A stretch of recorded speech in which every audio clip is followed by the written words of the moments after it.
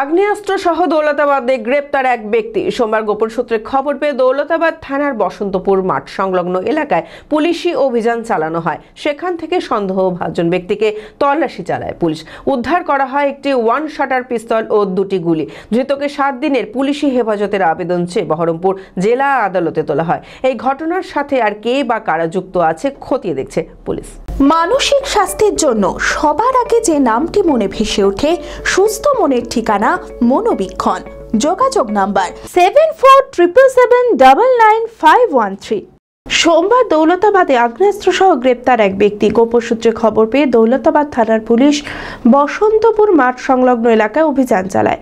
সেখানে এক সন্দেহভাজন ব্যক্তিকে ঘোরাফেরা করতে দেখে তল্লাশি চালায় পুলিশ। তার কাছ থেকে উদ্ধার হয় একটি ওয়ান শটার পিস্তল ও 2 রাউন্ড গুলি। পুলিশ সূত্রে জানা যায়, মাঠ সংলগ্ন এলাকায় অসামাজিক কাজ করবার জন্যই পিস্তল নিয়ে ঘোরাফেরা করছিল ওই ব্যক্তি। ধৃতের নাম রাজীব শেখ, বাড়ি চুয়াডাঙ্গা এলাকায়। ধৃত ব্যক্তিকে 7 দিনের পুলিশ হেফাজতের আবেদন চেয়ে বহরমপুর জেলা জজ আদালতে তোলা হয়। এই ঘটনার সাথে আর কে বা কারা জড়িত রয়েছে তার তদন্ত শুরু করেছে দৌলতাবাদ থানার পুলিশ। B care institute of management and technology ভর্তি চলছে civil, mechanical, electrical, electronics and telecommunication engineering কোর্সে। শিক্ষাগত যোগ্যতা: প্রথম বর্ষে ভর্তির জন্য মাধ্যমিক পাস এবং দ্বিতীয় বর্ষে ভর্তির জন্য বিজ্ঞান বিভাগে উচ্চ মাধ্যমিক পাস অথবা উচ্চ মাধ্যমিক ভোকেশনাল পাস।